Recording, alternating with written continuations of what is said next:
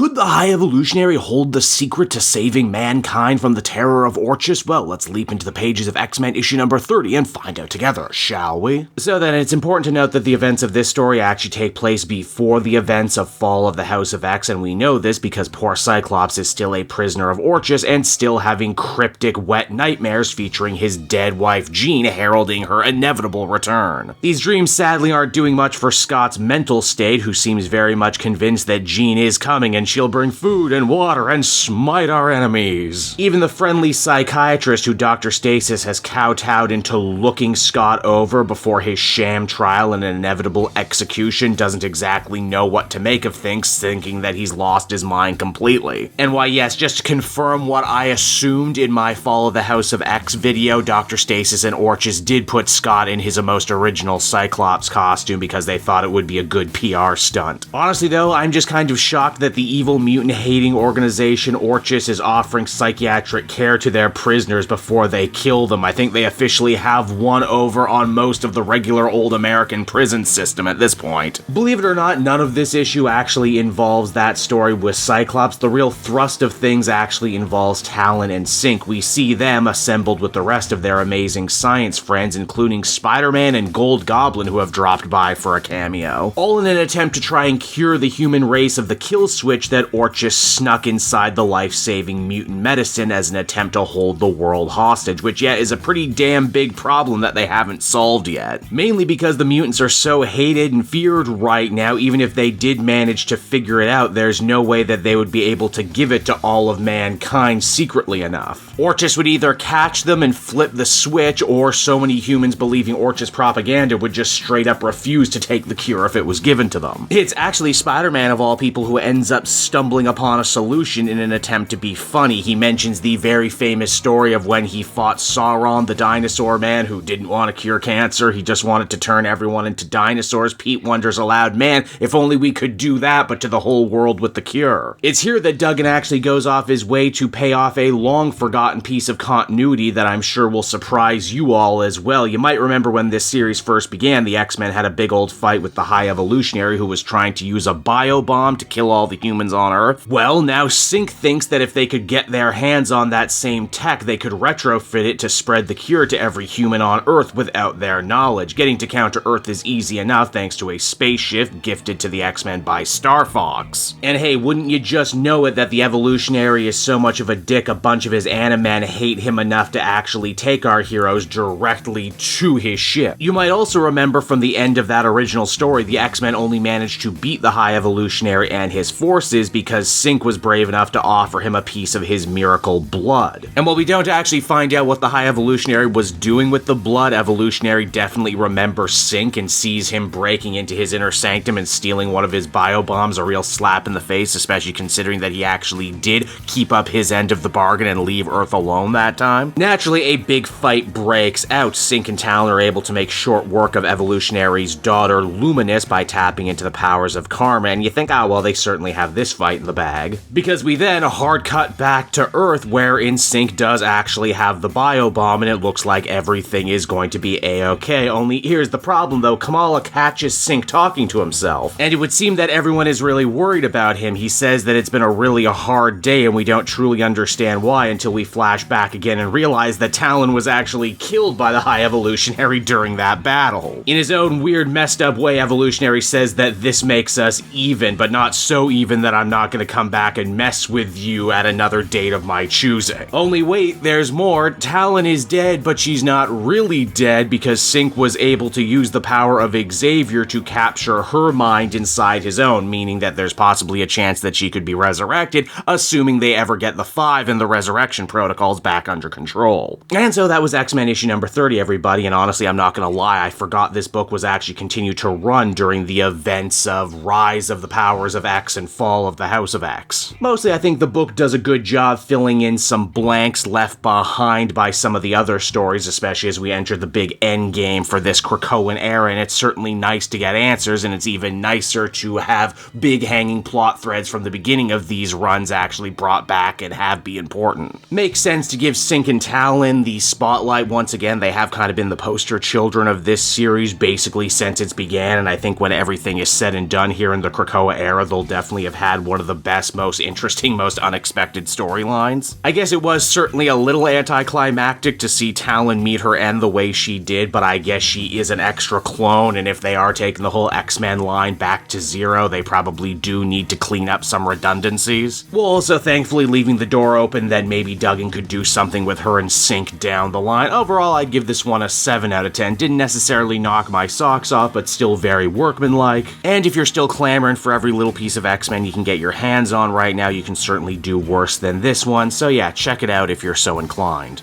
Hey there everyone, it's your old pal Cape Joel again, thanking you so much for watching to the end of the video. I hope you enjoyed it, and if you did, why not check out my Amazon link down in the description. Yes, that's right, the Cape Joel channel officially has its own Amazon storefront now. You can pick up a comic or anything else for that matter, and if you did, you'd really be helping me in the channel. So with that out of the way everyone, I will see you again next time. Bye-bye.